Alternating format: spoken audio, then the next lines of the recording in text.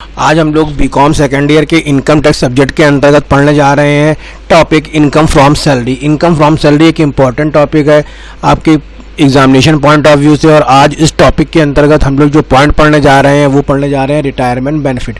Retirement benefits क्या हैं ये मैं पहले आपको बता देता हूँ। रिटायरमेंट बेनिफिट वो बेनिफिट होते हैं जो एम्प्लॉयर अपने एम्प्लॉय को तब प्रोवाइड कराता है जब वो एम्प्लॉय या तो रिटायर हो रहा होता है या वो अपना जॉब छोड़कर कहीं जा रहा होता है या उसको रिट्रेंच किया जा रहा होता है। मतलब रिटायरमेंट के समय, रिट्रेंचमेंट के समय और वॉलंटरी रिटायरमेंट के समय देने वाला जो बेनिफिट होता है वो रिटायरमेंट बेनिफिट कहलाता है।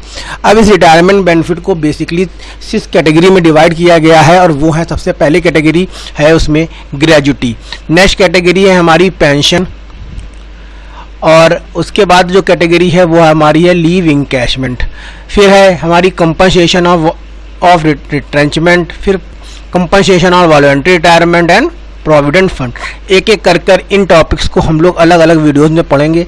आज का जो हमारा टॉपिक मैं कवर करने जा रहा हूँ वो करने जा रहा हूँ ग्रेजुटी। ग्रेजुटी क्या है? तो ग्रेजुटी के बारे में हम लोग इतना समझ सकते हैं, समझिए कि ग्रेजुटी एक ऐसा अमाउंट है जो एम्प्लॉय को या तो उसके रिटायरमेंट के समय या उसके परिवार को उसकी मृत्यु हो जाने के बाद प्रोवाइड कराता है।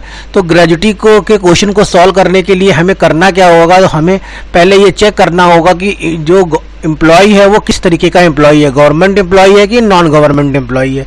अगर वो एम्प्लॉय गवर्नमेंट एम्प्लॉय है तो उसकी ग्रेजुटी पर कोई टैक्स नहीं पड़ेगा, मतलब उसकी पूरी जो ग्रेजुटी होगी वो एग्जम्प्ट फ्रॉम टैक्स होगी।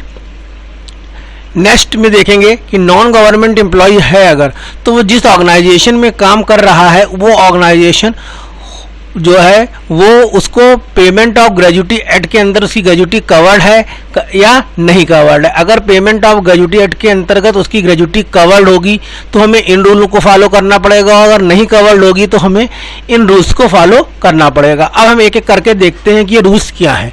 सबसे पहले हम लोग देखते हैं कि अगर gratuity payment of gratuity act के अंतर्गत कवर्ड हो रही है तो कैसे हम इसको सॉल्व करेंगे इसके प्रॉब्लम को। सबसे पहले तो देख लीजिए least of the following is exempt. जो 3 पॉइंट नीचे दे रखे हैं 1, 2, 3, इनमें जो सबसे छोटी वैल्यू होगी वो एग्जम्प्ट होगी। इसका मतलब जो बाकी का रिमेनिंग पोर्शन होगा वो हमारा टैक्सेबल पोर्शन होगा। अब ये है क्या क्या था? सबसे पहले है क्या हमारा पॉइंट एक्चुअल रिसीव्ड। जितनी actual amount of gratuity employer से रिसीव कर रहा होगा एम्प्लॉय वो हो जाएगी हमारी एक्चुअल रिसीव्ड। फिर आ जाएगी मैक्सिमम लिमिट जो इस साल हमारी कितनी है 20 लाख के करीब है। एवरेज सैलरी जो है वो कितनी है? तो average salary into number of year of service into 15/26। इस फार्मूले की हेल्प से हम लोग ग्रेजुटी का कैलकुलेशन करेंगे। अब इसमें एक चीज आती है सैलरी। सैलरी का मतलब क्या होगा? सैलरी का मतलब होगा बेसिक और डीए, ठीक। Number of year of service का मतलब क्या हो गया? कंप्लीटेड ईयर और any part in excess of 6 month of salary, दोनों को मिलाकर जो पार्ट बनेगा वो होगा हमारा कंप्लीट ईयर ऑफ सर्विस। जैसे पहले इसको ही समझ लेते हैं, किसी ने 25 ईयर और 8 मंथ जो है वो जॉब किया। अब ये 8 मंथ 6 मंथ से ज़्यादा का हो रहा है तो क्या हो जाएगा? टोटल जो हम मंथ कैलकुलेट करेंगे वो कितने ये कैलकुलेट करे जाएंगे, वो करे जाएंगे हमारे 26 साल। क्यों? क्योंकि 25 साल तो कर ही रहा है प्लस 8 महीने जो कि 6 महीने से ज़्यादा है, और 8 महीने से ज़्यादा होगा तो हम उसको पूरा एक ईयर में कन्वर्ट कर लेंगे तो 25 + 1 26 हो जाएगा। लेकिन अगर यहीं पर ये होता कि वो 25 साल 5 महीने नौकरी करता तो वो हम लोग कितना लेते उसको? 25 ही साल लेते, क्योंकि ये 5 जो है वो 6 मंथ से कम है। और यहाँ रूल लिखा है कि अगर एक्सेस 6 मंथ से ज़्यादा होगा तो हम उसको 1 ईयर में कन्वर्ट कर लेंगे। तो यहाँ पर क्या हो जाएगा? 25 ही साल लिया जाएगा। अब इन तीनों पॉइंट में एक चीज आ रही है ब्रैकेट में, एवरेज। एवरेज क्या होगा? एवरेज का मतलब होगा 10 मंथ एवरेज। 10 month average. अब 10 मंथ एवरेज कैसे कैलकुलेट किया जाएगा? कि जिस दिन से रिटायरमेंट हुआ है उस दिन से 10 महीने पहले का जो समय होगा वो हो जाएगा 10 मंथ रिटायरमेंट का समय। ठीक, अगर रिटायरमेंट जो है वो 26 जून को हुआ है तो 26 जून से पहले 10 महीने की एवरेज सैलरी जो है वो ली जाएगी। इसमें सारे के सारे जो इंक्रीमेंट है उनको भी कंसीडर किया जाएगा। अब आते हैं हम लोग सेकंड अपने पॉइंट पे कि इसमें payment of gratuity act covered नहीं हो रहा है। तो देखिए, पेमेंट ऑफ ग्रेजुटी एट अगर कवर नहीं हो रहा होगा तो क्या करना होगा, फिर वही रूल लगाएंगे, list of the following is exempt, actual received, maximum limit. अब यहाँ पर 15/26 की जगह हो जाएगा 1/2। सैलरी का जो मीनिंग होगा वो चेंज हो जाएगा, basic salary plus DA. DA कौन वाला, यहाँ पर डीए देखिए कोई भी डीए काम चलेगा, लेकिन यहाँ पर वही डीए चाहिए जो under the term of employment होगा, या कहें इसको कि ये एज पर सर्विस कंडीशन होगा, या कई बार क्वेश्चन में दे रखा है फॉर रिटायरमेंट बेनिफिट होगा। इस तरीके से कई तरीके से आपको क्वेश्चन में दिया गया होता है डीए की वो अंडर टर्म ऑफ एम्प्लॉयमेंट है या नहीं है। फिर आती है कमीशन ऑन देखिए कट गया थोड़ा सा, टर्नओवर है, टर्नओवर, और कैसा चाहिए वो भी फिक्स्ड परसेंटेज वाला चाहिए। थोड़ा सा कट गया है इसमें पॉइंट वाला कि जो कमीशन है टर्नओवर पर वो कैसा होना चाहिए, फिक्स्ड परसेंटेज का होना चाहिए। अगर आपका अमाउंट दे रखा है कि कमीशन जो है 5,000 है तो ये नहीं कंसीडर करा जाएगा, लेकिन लिखा है कमीशन 5% ऑन टर्नओवर है तो इसको हम लोग जब non covered by gratuity act के अंतर्गत सैलरी का मीनिंग ढूंढेंगे तो उसमें कंसीडर कर लेंगे। अब भाई number of year of service, तो number of year of service का मतलब हो जाएगा केवल कंप्लीटेड ईयर से है। यहाँ पर कोई भी फ्रैक्शन चाहे वो 6 महीने से ज़्यादा का हो या 6 महीने से कम का हो कंसीडर नहीं किया जाता है।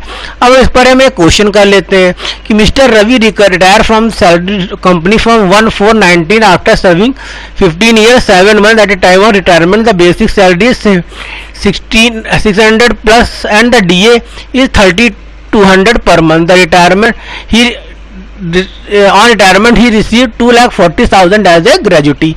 अब हमको दोनों तरीके से सॉल्व करना है। सबसे पहले एक्चुअल रिसीव कितना है 2,40,000, maximum limit 20 lakh, average salary into number of year of service into 15/26। देखिए एवरेज सैलरी का मतलब क्या होता है, तो हमने बेसिक और डीए, बेसिक कितनी है 17,600 है, डीए है 3,200, दोनों को ऐड कर दिया इंटू 16। ये कहाँ से आया, तो देखिए पहला रूल है कवर्ड है तो उसमें 15 साल 7 महीने को हम लोग क्या मान लेंगे 16 साल मान लेंगे, और इसी को जाकर हमने यहाँ लिख दिया है आपके इसमें, ठीक 16 साल इंटू 15/26 करा तो आ गया 1,92,000। अब सबसे छोटी वैल्यू क्या है, सबसे छोटी वैल्यू है 1,92,000 जो कि एग्जम्प्ट हो जाएगा। टैक्सेबल पोर्शन कितना होगा 2,40,000 से 1,92,000 माइनस कर देंगे तो जो डिफरेंस आएगा वो आएगा 48,000 रुपये, ये हमारा टैक्सेबल पोर्शन होगा। सिमिलरली हम non cover under the payment of gratuity act में क्या करेंगे, एक्चुअल रिसीव्ड मैक्सिमम अमाउंट 1/2 की जगह क्या हो जाएगा, सॉरी 15/26 1/2 हो जाएगा। एवरेज सैलरी का मतलब क्या होगा, बेसिक और DA under the term of employment, लेकिन इसमें डीए कहीं नहीं लिखा हुआ है कि under the term of employment है तो केवल बेसिक सैलरी ली जाएगी।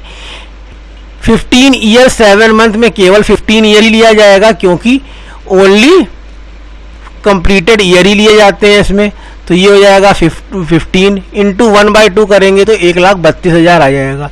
सबसे छोटा अमाउंट अगेन 1,32,000 होगा। टैक्सेबल अमाउंट क्या होगा 2,40,000 में से माइनस कर दिया जाएगा 1,32,000 तो आपका आ जाएगा 1,08,000 रुपये। ठीक, इसके बाद एक और रूल याद रखिएगा कि अगर कोई एम्प्लॉय एक से ज़्यादा एम्प्लॉयर के साथ काम कर रहा है एक प्रीवियस ईयर में और वो फर्स्ट एम्प्लॉयर से रिटायरमेंट ले लेता है, एम्प्लॉयमेंट रिटायरमेंट ले लेता है, तो अगर वो सेकंड एम्प्लॉयमेंट से रिटायरमेंट उसी ईयर लेता है तो जो भी ग्रेजुटी कैलकुलेट की जाएगी सेकंड एम्प्लॉयमेंट के रिटायरमेंट के बाद उसमें मैक्सिमम लिमिट में से जो पहला अमाउंट ग्रेजुटी का रिसीव किया होगा फर्स्ट एम्प्लॉयमेंट से उसको रिड्यूस कर दिया जाएगा। मतलब आपका जो 20 लाख अमाउंट है उससे जो अमाउंट ग्रेजुटी जो आपने फर्स्ट एम्प्लॉयर से ली है वो जो होगी वो माइनस कर दी जाएगी। तो इस तरीके से ये ग्रेजुटी पॉइंट हमारा खत्म होता है। नेक्स्ट वीडियो में हम लोग पेंशन और लीव पढ़ेंगे।